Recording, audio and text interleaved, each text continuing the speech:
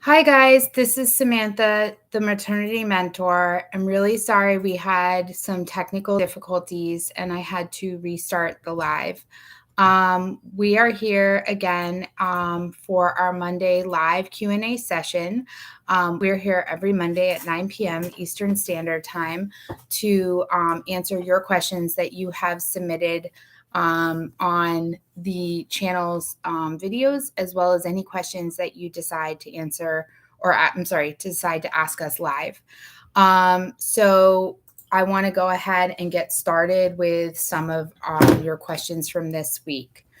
So every single week, we get a lot of questions about bleeding because bleeding is extremely scary during pregnancy. So one of the things that you can do when you get some concerns about bleeding is you want to make sure that you contact your healthcare provider. So your healthcare provider is there to take care of you and your baby during pregnancy. And they're there to answer all the questions that you might have about your pregnancy, including bleeding. There's different types of bleeding that you might experience during pregnancy. So, for example, you might have little light pink spotting. Light pink spotting is very common for a lot of different reasons, including vaginal tearing and such. There is also dark red bleeding and bright red bleeding. This is a sign of active bleeding. And then there's brown, which is a sign of old blood. This is when you had a bleed that is probably resolving.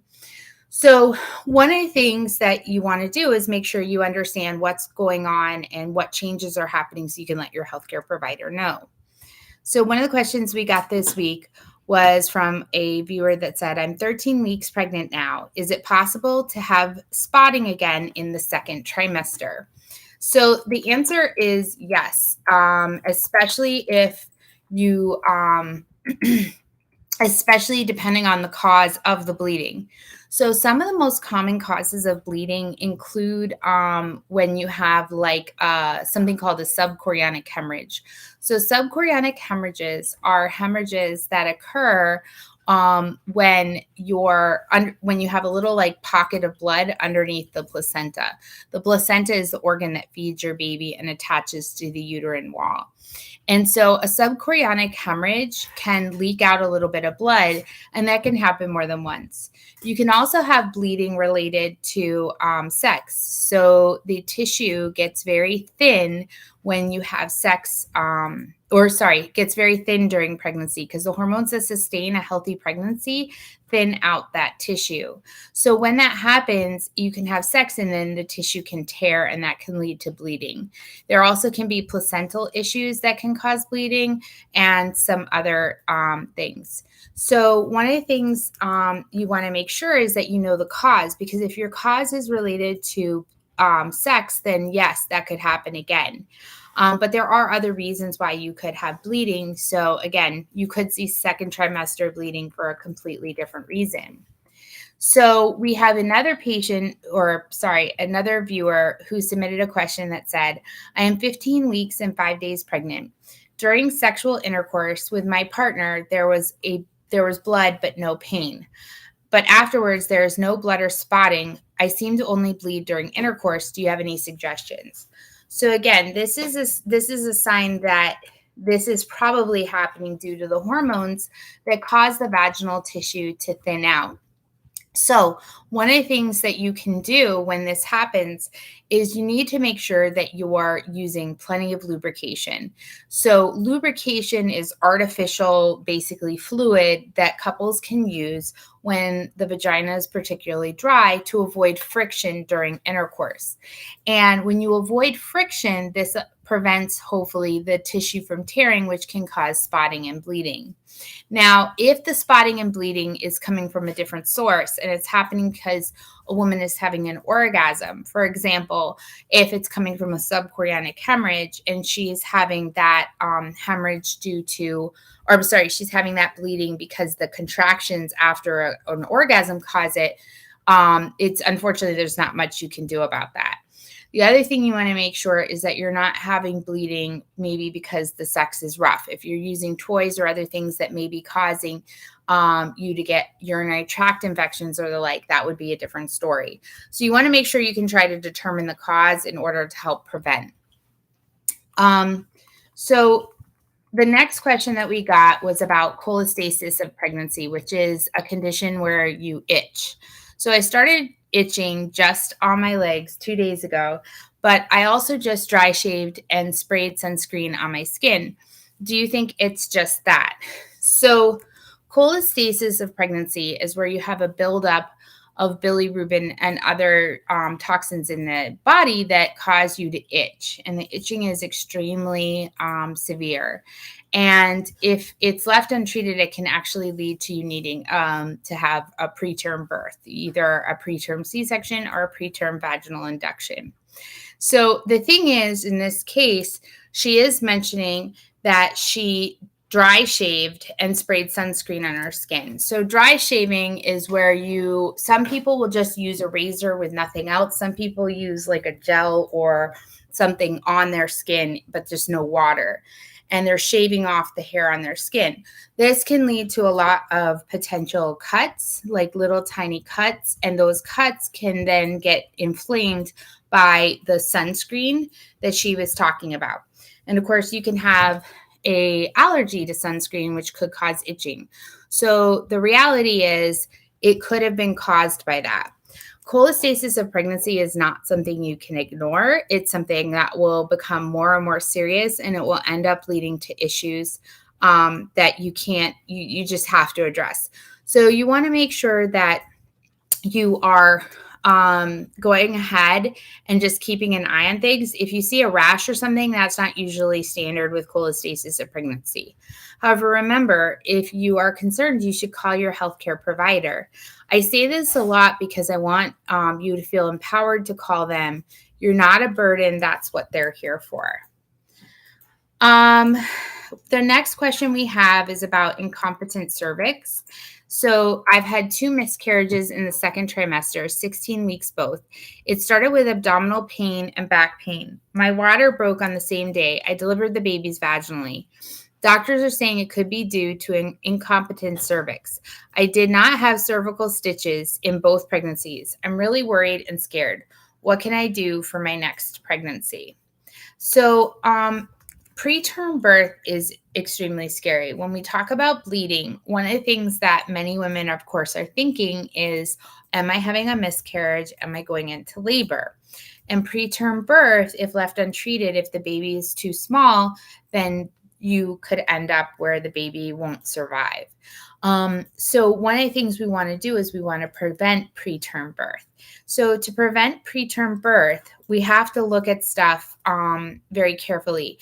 And one of the things that we do is we send a woman who's had more than one to a maternal fetal medicine specialist. This is the high-risk doctor that takes care of women who are experiencing complications or have experienced complications in the past, making them a high-risk pregnancy. So the maternal fetal medicine specialist, one of the things that they do is they will run tests, including ultrasounds and stuff, to see what's going on, to measure the cervix and see how is the cervix doing. And one of the things you're going to check for is an incompetent cervix.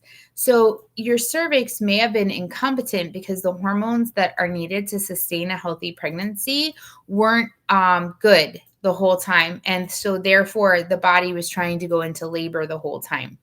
You can have silent labor. Silent labor is where your body is contracting and your cervix is dilating without you ever feeling anything. So we want a cervix to be long, thick, and high. So you have a uterus and at the bottom is the cervix, and we want it long, thick, and closed, okay? And an incompetent cervix is a cervix that's opening. So what they will do, especially if you've had repeated preterm birth and incompetent cervix, is they'll do a cerclage, which is the stitch that goes around the cervix. And this is one of the things that you potentially could do. Now, there are some downsides. Number one, it can cause you to go into preterm labor and you might still miscarry. Number two, if you were to go into preterm labor later on and you did the stitch can cause damage to the cervix if it's not cut fast enough. So a lot of times they'll actually cut the stitch around 37 weeks to prevent it from doing any damage to your cervix. And then they'll allow you to go into labor naturally. And then also, you might be given some hormones, including progesterone suppositories to help maintain the pregnancy. Now, progesterone suppositories are now controversial. It used to be the standard of care for, the last 10 years or so, but there is a study that was done that showed that these suppositories were helpful, and now we're finding that may have been inaccurate, and it may not do anything either way. That study just recently came out, so now they're relooking at whether progesterone is even recommended during pregnancy. Not because it's harmful, but because they just don't think it's doing anything. And when you are inserting a medication vaginally, you do run the risk that you could introduce infection during that time. So it's still not understood yet whether that's going to maintain as a standard of care, but it's not being recommended anymore by the FDA. We get a lot of questions about labor. They're usually very good questions because a lot of people, especially when you're in your first pregnancy, you don't know if you're going into labor or not. It's kind of unclear. We can say it's contractions every 2 to 3 minutes and they're lasting for a minute or longer. But if you don't even know what a contraction feels like, it's hard to imagine. I have taken care of women that have had preterm labor and come in at 10 centimeters. 10 centimeters is fully dilated and they're just on their phone. They don't even realize how far along they are. So everybody's different in how they experience their labor, which is why I think we get a lot of questions. So this question said, I'm 23 weeks and 1 day, and this is my 4th pregnancy. I'm experiencing extreme round ligament pain in my lower back and uterus if I stand longer than 15 minutes at a time. My baby boy is very active and his kicks are very strong. However, the round ligament pains really mimic contractions and they are daily. I am afraid of preterm birth could be expected. What should I do? So we do have a video that talks a little bit about pelvic pain. And it references a little bit of that round ligament pain. So your uterus is an organ that kind of floats inside your lower abdomen or your belly. And it kind of floats. And I say that because unlike some of the other organs, which kind of lay against your abdomen wall, the uterus is kind of in the middle because it needs to be able to grow to hold the baby. So it's held by these ligaments, which are like stringy kind of pieces of tissue that hold it in place. They're called the round ligaments. So what happens during pregnancy is as the uterus gets bigger and heavier, those ligaments have to stretch, okay, to hold the uterus. And that hurts. That really hurts a lot. And babies, when they're inside our uterus, they don't know what hurts us or not. So that's why like a baby will kick your bladder. They will kick, the ligaments. They'll kick all sorts of stuff. I actually have taken care of women that were fresh after surgery from having say their appendix removed or their gallbladder removed. The baby doesn't know any of that. So the baby will kick wherever the baby wants to kick, which actually can cause a lot of pain. So in this case, this mom is talking about the fact that the baby's kicking and it's triggering this round ligament pain, which can be a round ligament pain is kind of like a sharp stabbing pain. Okay, so she's concerned though, because it feels a lot like contractions and it's happening daily. So contractions are usually a cramping type of pain and they come and go. They last for 1 to 2 minutes. And if you're in true labor, they're happening at a regular pattern, and that pattern, they get closer and closer together. Now, the biggest cause of preterm labor is actually dehydration. So when you're dehydrated, it stimulates the body to start to contract.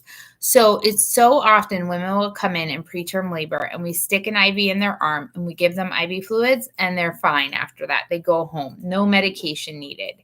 So you want to make sure if you are suspecting that you might be having preterm birth, that you go ahead and you have you drink plenty of fluids. Now, the other thing is you need to contact your healthcare provider because you might be in preterm labor. And that labor over time will dilate the cervix. So your provider may want to assess you because, as we were just mentioning before, you might be eligible for a cerclage. Okay. The other thing is at 23 weeks and 1 day. So this baby is now considered potentially viable. So what does that mean? So viability is the moment when a baby is determined to be able to live outside of mom's body. Okay. It used to be that it was 24 to 25 weeks that we considered a baby to be viable. Here in the United States now, we no longer really use a week cutoff. We look at the baby when the baby comes out. How does the baby look? And whether we think the baby has a potential to survive if the baby is alive at birth. Now, when you're 23 weeks and 1 day, there are certain measures that we can take as healthcare providers that if you were in preterm birth would give your baby a better shot. For example, steroids. Steroids help to develop a baby's lungs. So if we suspect preterm birth, we're going to try to give the mom steroid shots to help mature the lungs. Additionally, we're going to give magnesium.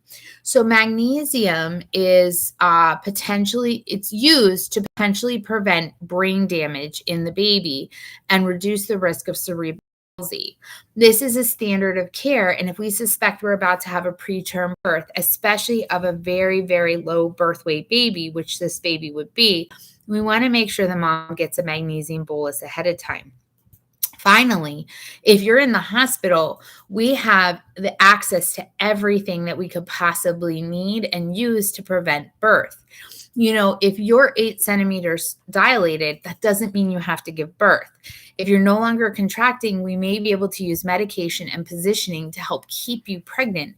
And honestly, every day that goes by that your baby is in your belly without infection is better for the baby, okay? So it's better in than out for as long as we can do it safely. So that's why you want to let your doctor know if you're having something like this, because there are things we could do to help, potentially prevent that. For those of you who are joining us, I'm Dr. Samantha, the maternity mentor. Thank you for coming to our live Q&A, and sorry about our technical difficulties. Please feel free to put any of your questions into the chat. We love to answer them live for you, okay? I'm going to go ahead with our next question. So we got some questions on urinary tract infections, which are extremely common during pregnancy. So I'm 39 weeks pregnant and I have a urinary tract infection. What should I do? So when you have a urinary tract infection and it's confirmed, usually you need to take an antibiotic. Antibiotics are medications that help kill bacteria. Bacteria are the cause of a urinary tract infection. So urinary tract infections basically happen when the bladder is where your urine is stored. When that bladder, the bacteria in there overgrow and it causes an infection. Urinary tract infections are common for 2 reasons. One, from the bladder, the way we pee is through a tube called the urethra. So the urethra goes down to the vagina. It's very short. So it's very, very easy for bacteria to travel up the urethra and into the bladder to help colonize and become an infection. And so that's why it's so important that you have good hygiene when you're using the bathroom. That means you're wiping from front to back, because if you wipe from the anus towards the vagina, you can get bacteria in that area and it's easier for them to go up. The second thing is that you want to make sure that not only do you have good hygiene, but that you're going to the bathroom often. So part of what happens is when you're pregnant, you have this big baby and this big uterus that are sitting near that bladder, and they push on the urethra and it kind of traps some urine inside the bladder, which allows for you to actually have that bacterial growth. So one of the things you want to do is you want to make sure that you are peeing often. And the best way to do that is to drink lots of fluids. So you need to really drink. Now, women tend to go to the bathroom a lot when they're pregnant. So you'll find a lot of moms try to avoid drinking because they're so tired of going to the bathroom. And that can actually make everything worse. So now our next question, which will lead into what can I do, also is, like I said, antibiotics. So my doctor prescribed amoxicillin for my UTI, but after looking at studies online, it is shown to have an increased chance of cleft palate when taken in the first trimester. I'm very mad because there are other antibiotics that would have been better to use. So I don't know why I've been prescribed this. So once you have a urinary tract infection, you need to take antibiotics. But this viewer has highlighted why so many moms get concerned about taking these kinds of medications. She said that she read a study about amoxicillin. So one of the things that I'm going to tell you, and I'm looking at my drug guide that I use for pregnant women, is that you can't always believe what you are seeing on the internet, okay? Because one of the things that happens is that people will just start posting things and they're not really sure where the sources are, okay? So amoxicillin has no controlled studies. There's no controlled studies that have ever been done on amoxicillin with pregnant women. What you need to understand is there's no controlled studies on any of these medications. It is not ethical, and in the United States, not legal for them to do any drug studies on a pregnant woman or a woman who is breastfeeding. Because if the medication is harmful, you're harming the mom and the baby. And that baby really can't be exposed to stuff. We have no idea what we could be exposing a baby to. So all we can do is utilize other information. For example, pretty much I would say 90% of medications can be used during pregnancy if the risk outweighs the benefit, okay? Because here's the thing. If I give you a blood pressure medication that can keep you pregnant because you're 20 weeks pregnant and that baby needs to get to 25 weeks in order to live outside your belly, isn't it better to give you the blood pressure medication, even if there might be slight risks to the baby, versus no blood pressure medication and you're delivering early and that baby has no chance? That is an example of risk-benefit analysis and benefits outweighing risks, okay? So when it comes to antibiotics, these antibiotics have been used forever. And what you got to understand is we were using medications with pregnant women long before we thought about the risks of these. It's been over the last 20, 30, 40 years that they have started to put together that some medications can cause birth defects.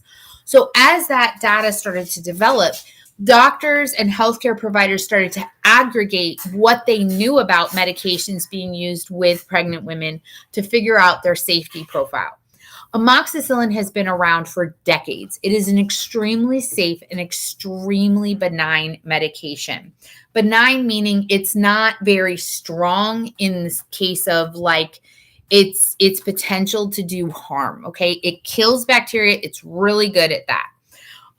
One of the things that you should know is that there's no animal studies that show that this is a consistent finding that there's some kind of fetal anomalies.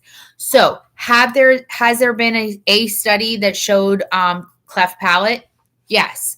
Was it a good study? No. And that's why it's been debunked and is not utilized as part of the data. So I'm going to give you a different reason why you need to think about this and not just believe what you see on the internet. Lactation consultants, we use lanolin cream to help with sore nipples and pain and bleeding when a woman's breastfeeding. So it's a standard of care. It's been used forever. It's safe for the baby. She can just breastfeed over it. Lanolin. Lanolin's perfect. And then I would say about 8 years ago, a study came out. And that study showed that there was an increased risk of infection associated with lanolin cream. Infection meaning mastitis, okay? And mastitis can cause you to stop breastfeeding. It can cause a systemic infection called sepsis. It can be very serious. And many women need to be hospitalized and receive IV antibiotics. So we want to avoid mastitis. So there was this study that showed a direct correlation. Lanolin cream caused infection. So everywhere, lactation consultants stopped using lanolin cream.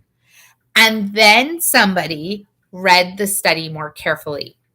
And the study was good, but it failed to address one thing. It failed to address whether women were washing their hands before applying the lanolin cream. So the thing you got to understand is they had this open cut on their breast and they were applying medication. If their hand was dirty, say if they had just changed the baby's diaper without washing their hands, they could have had bacteria on their hands that they then put onto that cut. And that could have caused the infection. Therefore, the study wasn't very good. And maybe it had nothing to do with the lanolin cream. And sure enough, we started using lanolin cream again, and you didn't see an increase in infections, and there wasn't an increase in infections before.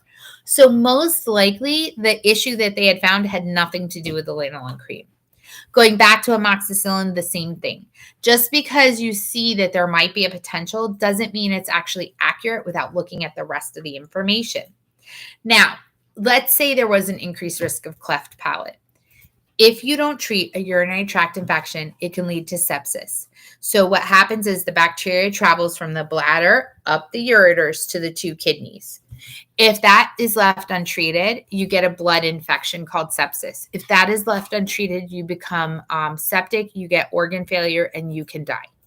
And I have actually treated women who have gone so septic that their baby has passed away in their belly because they didn't receive treatment in time. So it would be better to treat an infection that was getting bad with amoxicillin versus not treating at all. Now, there are other medications this viewer referenced. However, some of those medications are not as safe as amoxicillin. So you want to be careful before you just assume that that's the worst one to take. For example, Bactrim is very commonly used for urinary tract infections, and it should not be a first line. It absolutely has a few minor risks that you want to try to use another antibiotic before using it because there are some risks to the baby. So our last question about urinary tract infections, this person was put on to Keflex, which is also known as cephalexin, which is another safe antibiotic for use. And she says, my doctor prescribed Keflex and now I'm having diarrhea. Will it harm the baby? So diarrhea is very common after you've had a round of antibiotics. So what happens is the antibiotics, their job is to kill bacteria. So it kills the bacteria in your bladder, but they don't know where to go. Like they don't know to specifically kill like bacteria in this one place. So they kill bacteria throughout your whole body. So this means that they can kill the bacteria in your stomach and your intestines, which is supposed to be there. And therefore, that causes bad bacteria to come in and cause diarrhea. So diarrhea is where you're pooping and pooping and pooping, right? So you need to make sure that if you have this, you're drinking plenty of fluids, maybe some electrolyte solutions like Gatorade, and you should be okay. You even can ask your healthcare provider, about possibly using a probiotic. Now, the other place that you can actually kill off bacteria is in the vagina. When you kill off bacteria in the vagina, this can lead to a yeast infection, which can also be a very big issue during pregnancy because if left untreated, it can lead to miscarriage and preterm birth. So a lot of times we get questions also on yeast infections. Excuse me. And so we have a question here.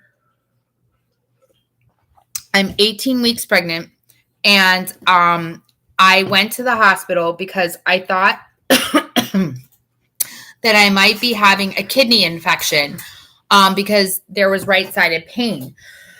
I'm sorry. I got sent to the OBGYN. Apparently no kidney infections, but I had vaginal infections instead. They found from the pee sample and that I had whitish discharge. I didn't feel any itching or burning. They didn't disclose what specific infection I had, but they said my wound was inflamed and I got prescribed clomiprazole, 100 grams for 6 days. First day, my discharge was whitish, slight yellowish. But yesterday, it was medium to dark peach pink, and it made me so scared. Is that normal? So this came in on our yeast infection video because clomiprazole is a fungal cream that is used to treat yeast infections. So this patient did exactly what you're supposed to do. She had symptoms. She went to the doctor. It sounds like what her doctor did, which is what you should do with vaginal discharge, is your doctor should swipe you, and the doctor, like, they use a sterile swab and they kind of swab you, and then they send that sample off to a lab to get tested. And we test it for a variety of things, including bacteria, viruses, and yeast infections, fungal infections. So once they got that sample back, they decided to treat her with an antifungal because they felt like that was what was going on. Now, when you have inflammation, when it's inflamed, that means the tissue is very, very red and it's tender and it's very easily broken. And so one of the things that'll happen is you can end up having some bleeding from inflamed tissue. So when she describes the change in the color to like a dark peach pink, that to me sounds like bleeding. Okay. And as we talked about before, when you are bleeding, you need to contact your healthcare provider and let them know what's going on. Because at that point in time, we need to make sure that the infection is not getting worse, that things are going okay. You want to make sure that everything is going well, okay? So you want to make sure that you go ahead and you contact them so that they can take a look at everything and make sure things aren't getting worse. Is it normal? No. No, you should not be having a change in the color of your discharge when you're being actively treated for an infection. Now, is it possible that that is normal for your specific situation? Of course. There's nothing to say that something's going on with you that's okay. But generally speaking, no, that's not normal. Okay? So that's really good. Thank you for those of you who have joined us. We had some technical difficulties earlier. My name is Dr. Samantha, and I'm the maternity mentor, and we're here for another one of our live Q&A sessions on Monday at 9 p.m. Eastern Standard Time. So for those of you who have joined us, we're answering some of the questions that we've gotten from our viewers this week on the videos. But if you have any questions that you want to ask live, please put them into the chat, okay? So we got another question about indigestion. So it was a question that says, my esophagus is already swollen. I'm only taking Gaviscon, Ranitidine, and Maalox. Can you please recommend a safe med? Is omeprazole safe?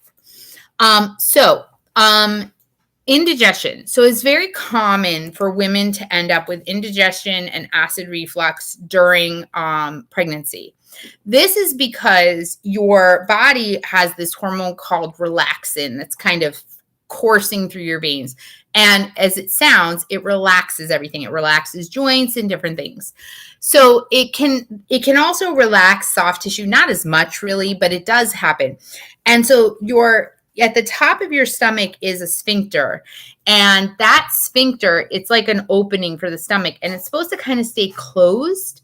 But as you get pressure from the baby pushing upwards and stuff, and that relaxin, it can kind of open, and then you get acid reflux coming up into the esophagus, which is what makes it swollen and hurt and stuff. So this patient is using Gaviscon, which is a type of over-the-counter antacid, Maalox, which is usually a liquid and is also over-the-counter, and then Ranitidine, which can sometimes be over-the-counter and sometimes not.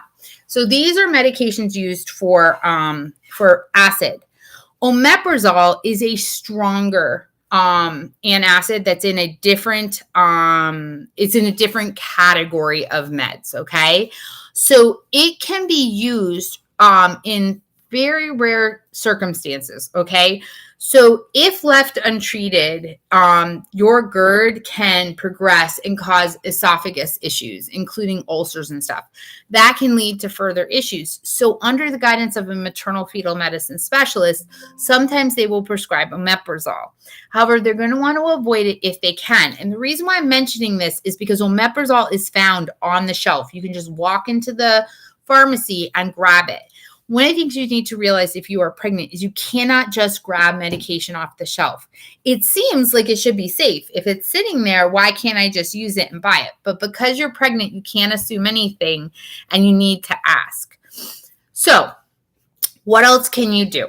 So we have a whole video on GERD and indigestion during pregnancy, and I would definitely suggest that you take a look at it.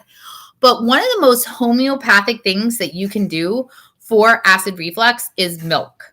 So, and I will tell you that while we traditionally think of it as cow's milk, really you should be able to use rice milk, almond milk, even goat's milk or anything like that. The reason for it is milk is a base. So acid is acid, right? It's hot, it's spicy. Bases in chemistry are calmers. They're things that just are much softer, right? So instead of hot, it's almost like a cold. And when you put an acid and a base together, they neutralize each other or they become equal, which means in this case, drinking some milk can actually calm down the acid very naturally without giving you any kind of extra medication. Now, the other thing is you're on 3 different medications. So a lot of times what happens is people don't space out their medications. If you space them out, you can actually get them to work better for you versus taking them all at once.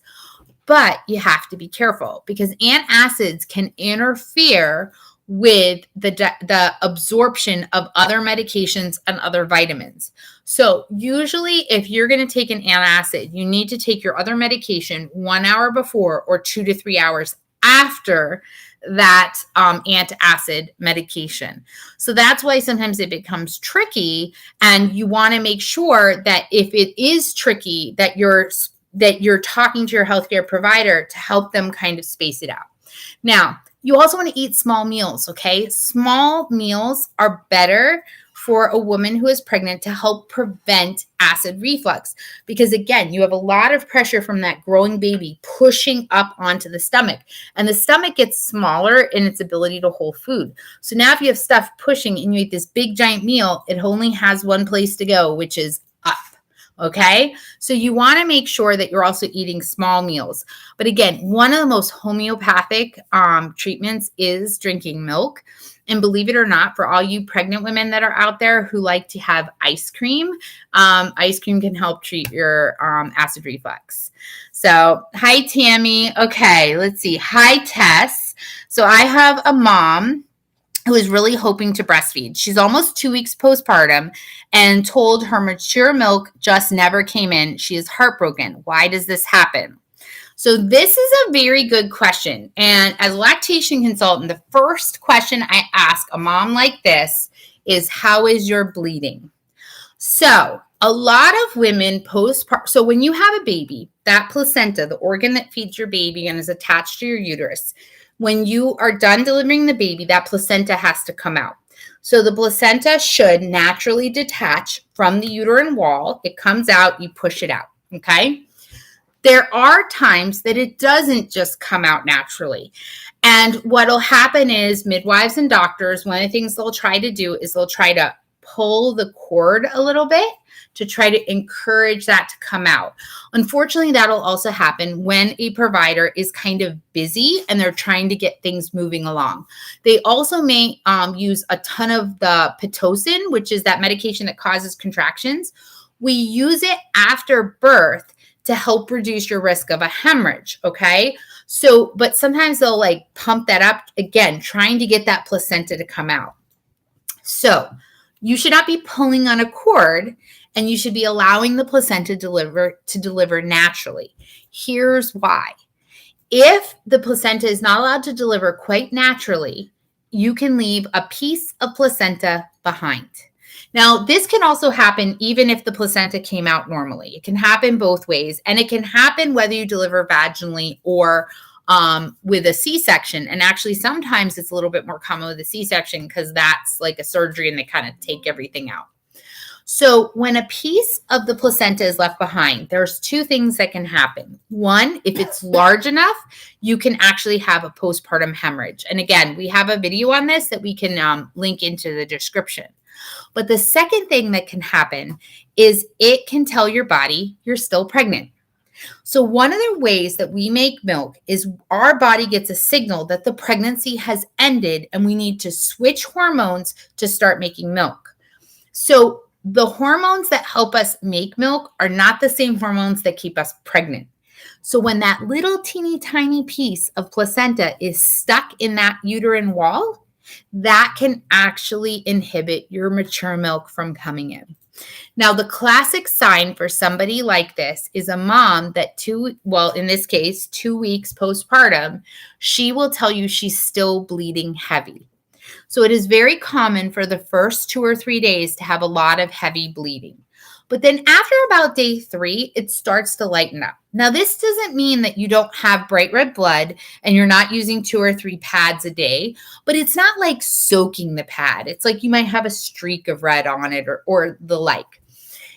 In this case, a lot of these women will describe heavy bleeding, like they're filling a pad. They use 5 or 6 a day. They sometimes will describe clots, which are little pieces of blood on the pad.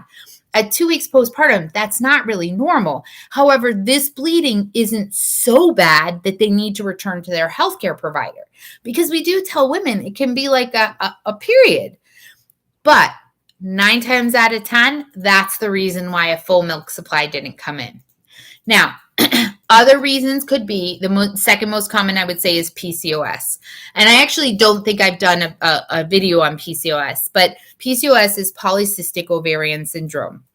And polycystic ovarian syndrome has a constellation of symptoms, including insulin resistance. And polycystic ovarian syndrome can actually make it hard for you to get pregnant, and it can make it hard for you to actually produce breast milk. Women with polycystic ovarian syndrome, their hormones are off. And a lot of times they need some hormonal treatment and stuff. And one of the things with this is women usually fall into one of two categories. One, they make way too much milk, or 2, they make hardly any at all. Now, after that, the other reasons for not making milk become a lot more specific and not as common in the general public. But the first thing that I usually see is retained placenta. So I would ask about the bleeding. And that's a great question. So Tammy, my question is, can a woman take progesterone before pregnancy and during pregnancy to prevent incompetent cervix if diagnosed with cervical incompetence? So this is an interesting question, and I kind of addressed it before, but you may not have heard it. So we don't usually give progesterone ahead of time. However, it used to be very common, especially when you had a person who was having multiple preterm births, that we would give progesterone. We give progesterone in shots. That was the McKenna shot, in a suppository, in all different forms. About a month and a half ago, the FDA came out after doing a lot of long-term studies on the use of progesterone for preterm birth in incompetent cervix, and they have found no evidence to believe it improves the outcome. So when this was originally approved, which was about 10 years ago, it was approved off of an emergency kind of study. Okay, so for a variety of different reasons, when medications are studied, if it's shown to be fairly effective with very minimal side effects in a large group of the population, and the effects are so positive, they will try to rush approval for further use in the population. This happens for every kind of med in all types of populations, kids, adults, geriatrics, all different types of specialties. That was the case for progesterone. It was shown in the early studies to have such powerful effects at preventing preterm birth that they wanted to get it in for use. But then what they did was they kept studying it along the way. Now, what they've determined is it's not harmful. It's generally speaking just neutral. It doesn't seem to help or hurt.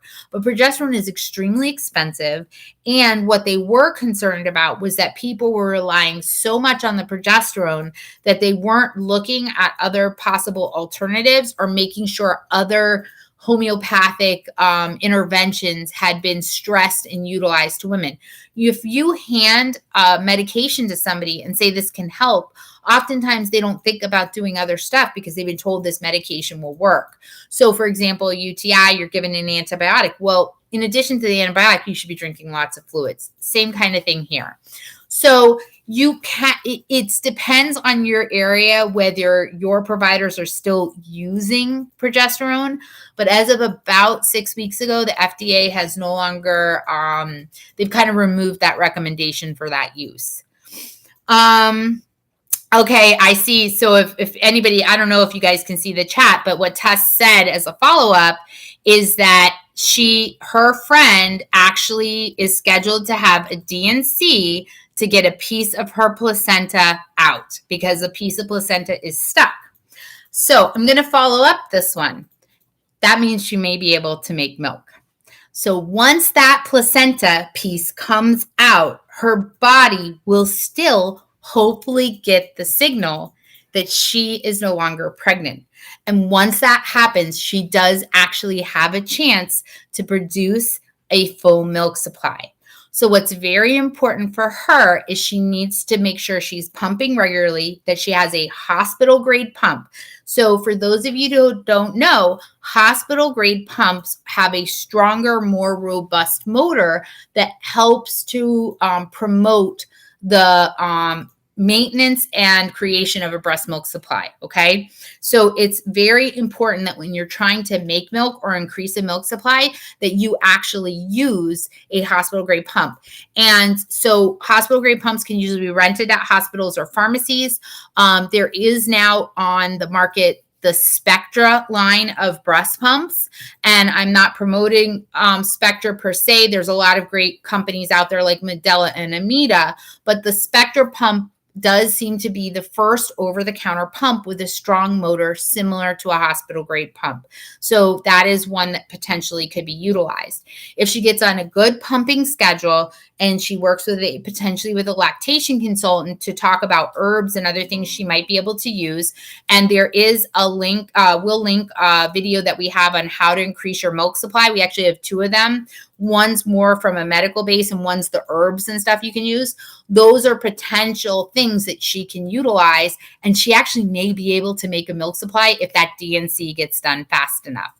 For those of you who aren't sure why somebody who's postpartum would have a D&C, because we often hear about that with the termination of a pregnancy, D&C simply stands for dilation. That means opening up the cervix, and curettage, which means they scrape out the sides of the uterus, because in this case, she's got a piece of placenta that needs to come out.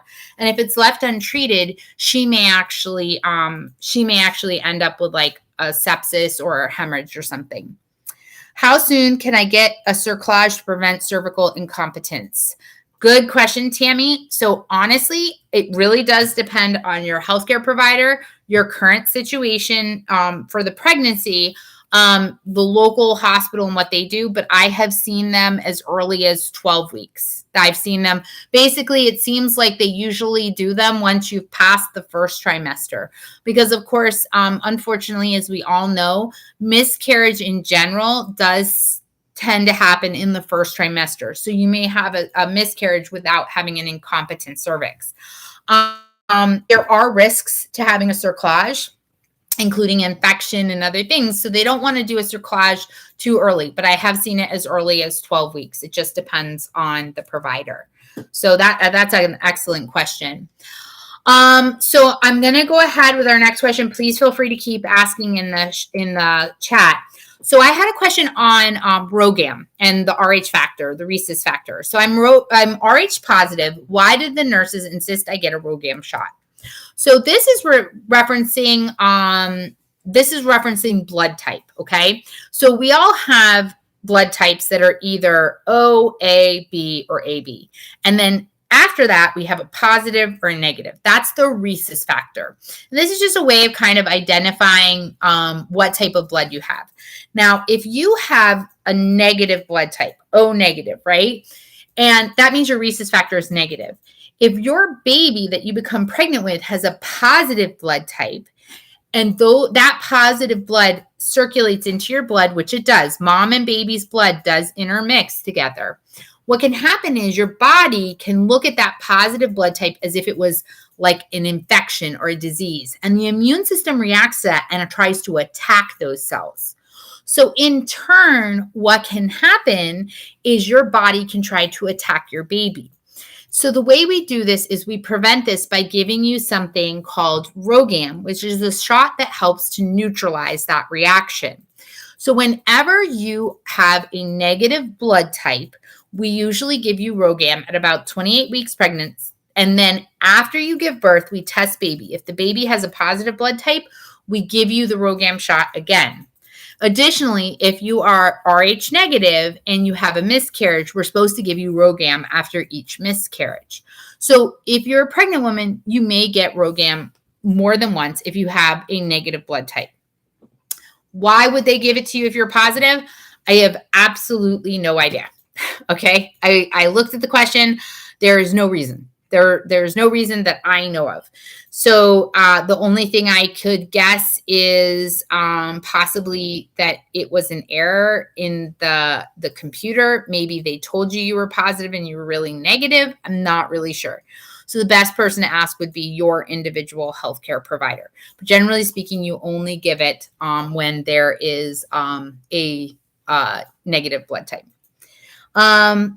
Tests. Possibly last question. Would using a pump be more efficient than latching her baby regularly? That's actually a good question. So maybe. Because if she's 2 weeks postpartum and she probably hasn't been latching the baby all the time, because I would assume if her milk's not in, she's having to supplement, her baby has been getting used to a bottle. And if the baby has been getting used to a bottle, the baby is going to be fighting tooth and nail on that breast possibly. And the baby may not suckle as aggressively as needed because the baby's used to not getting anything there. So unless she's been using like a supplemental nursing system, which is very complicated to use, she's most likely, the baby is not used to that and may not be great at it. So in the beginning, she actually probably needs to do both. Now, if you had a baby like this that you were trying to transition back to the breast, one of the things you want to do is use the paced bottle feeding technique. This is a technique that slows down how the baby eats from a bottle so that the baby will be more used to that slower pace that breast milk actually flows. And we have a video on this, so we'll link that into the description. Okay, so we got a question this week on a video that is a little bit more rare. It was our salpingectomy video. So for those of you who don't know what a salpingectomy is actually the removal of your fallopian tubes, which is also what happens when you have your tubes tied, okay? So what we used to think of, what we all think of when we have our tubes tied is like they literally tie the fallopian tube. The fallopian tube is the tube that connects the ovary, which is where your eggs are, to the uterus, okay? There's this little tube here. And we used to think that they kind of tied it in a knot or they cut it and tied it.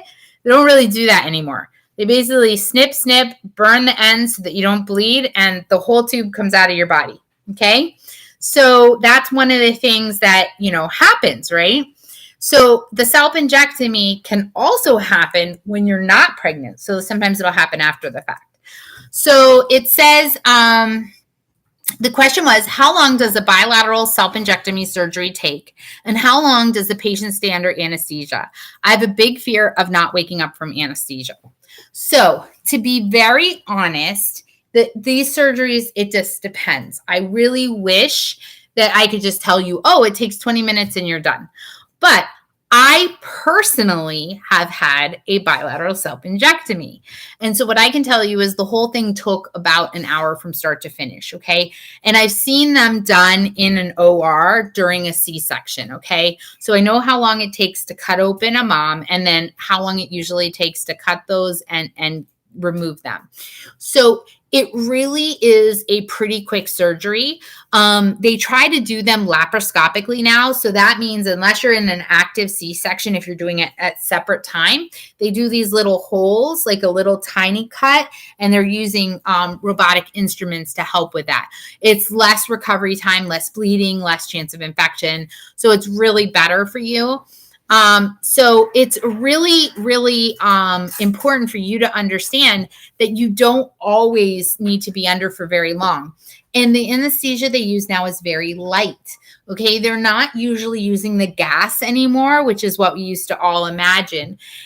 What they're using a lot of times is they're using just a little bit of Versed, which is a very light anesthetic. So, it's one of those things that it can be really easy. Now, one of the things you also want to understand is that if you are going to be having a cesarean section, especially a planned C-section, I would completely recommend that if you want to have a tubal ligation, you get the tubal ligation then, because you're already there.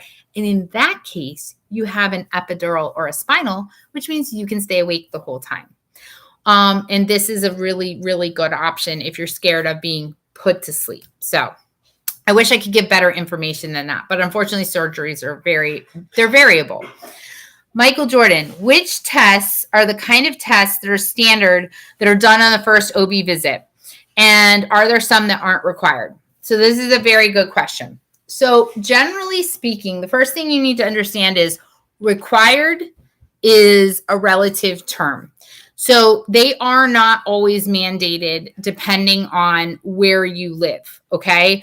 A great example of this also is the newborn screening, which we just did a video on. That screening is it's completely different depending on what state you're in.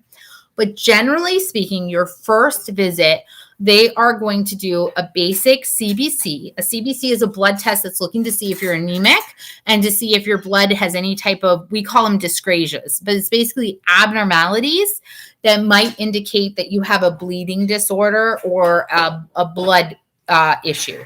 The second one they might do is a CMP, complete metabolic panel. This is testing your liver, your kidneys. It is also testing some of your electrolytes to see where you're at and to see if you're looking good overall. Next, we're looking at STDs, okay? So some of these are blood tests and some of these are swabs. We want to check for chlamydia, gonorrhea, syphilis, hepatitis, and HIV. So your doctor may do a swab of the actual vagina, or the doctor may do a blood test. And we actually have videos on STDs that you can look at. Some of the STDs are silent. You don't necessarily know you have it until it's there. But a lot of STDs, if left untreated, can lead to preterm birth and miscarriage. So we want to go ahead and treat you as early as possible because these STDs, they're infecting the whole uterus. This is where your baby's going to live for the next 9 months. And if that uterus is infected, your baby may not be in a good environment. In the case of like HIV has a lot of medications that can be given during pregnancy to help prevent the baby from developing HIV. So it is possible for a mom who is HIV positive to deliver a baby who is HIV negative. That didn't exist 20 years ago, but it exists now. So those are some of the things that may be done. Syphilis, gonorrhea, and chlamydia tend to be required. Those are reportable to the health department. HIV, while it is reportable to the health department, not that they report your name, they just report that there's an infection. It is not usually required. You usually have to sign a special consent form and all sorts of other stuff. But again, it depends. Now, the other thing is your healthcare provider may say to you, I require this, or I don't require this, because your healthcare provider may have a standard that they won't take on any patient who doesn't get tested for HIV. Okay, so it's also dependent on that. So I hope that kind of gives you the best kind of answer. The other things I can think of, I guess, Michael Jordan, would be a urine test. We usually do a urine test every single visit that's looking to rule out like diabetes and hypertension issues, as well as urinary tract infections. We're getting close to the end, but if you guys have any questions, please feel free to put them in. I have a couple more things that I want to try to get to. Does ureaplasma cause an STD? And can a cervix dilation or chorioamnitis or can it cause cervical dilation or chorioamnitis of the membrane sac? So ureaplasma is a bacteria. It can be found in the vagina naturally. It's not really considered an STD. And it can cause infection of the uterus and the chorion. So the chorion amnitis is the chorion's like this area of the amniotic sac that attaches to the uterine wall. And actually there are some prenatal tests that they will actually insert a needle into that area. So if that gets infected, that basically means the entire amniotic sac gets infected, and that can cause a miscarriage.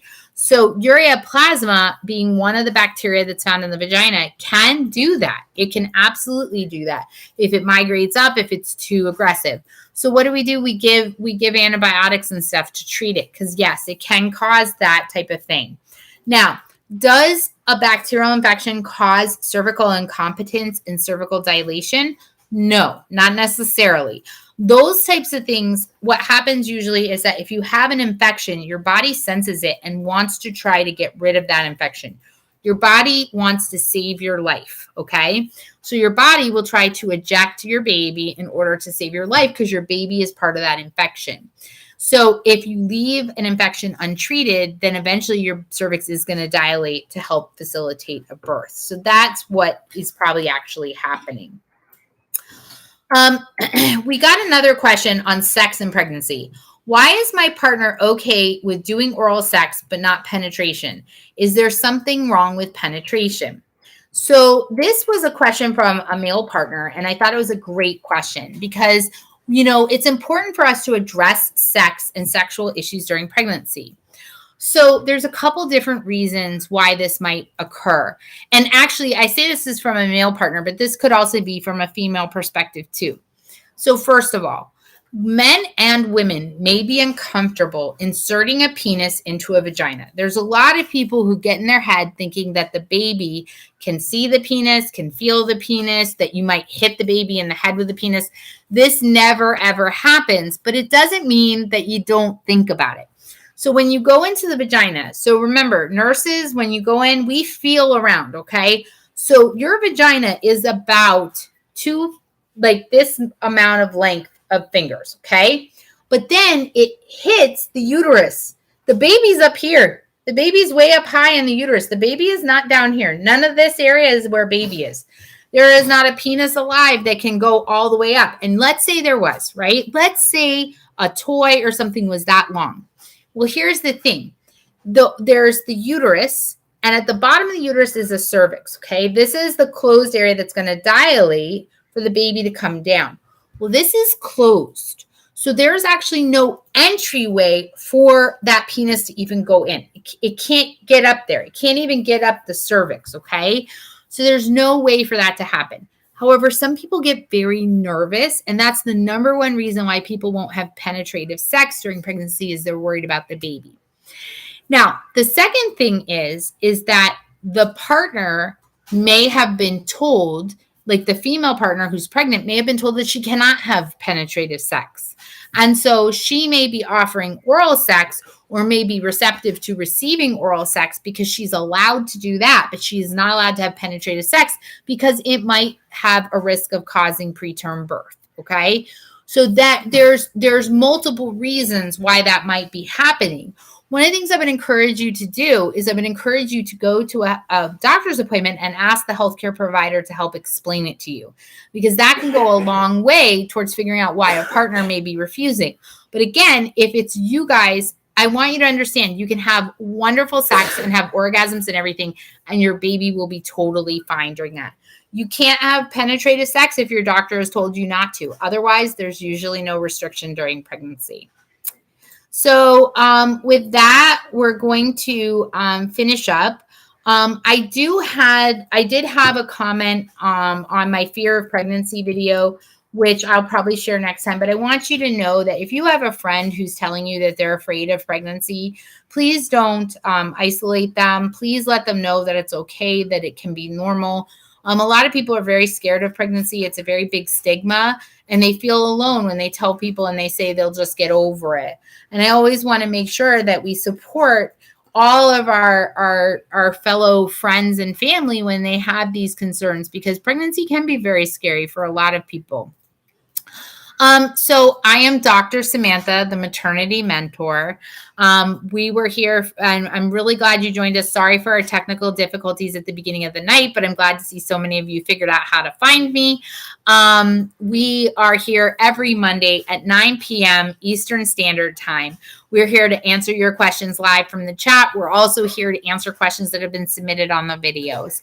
Please share our channel with your friends and family. Follow us on Facebook, Instagram, and Twitter, aka the X platform. And please feel free to like and subscribe to the channel. It really helps us out. Set that notification button so you can get notified when we have put out our latest content. We do have some exciting videos coming up in the future for you guys to take a look at, but we did just put up a couple great ones on what to expect in operating room. A lot of you guys who are going to have C-sections may not know. I really appreciate all of your support. I'm Dr. Samantha, the maternity mentor. Bye for now.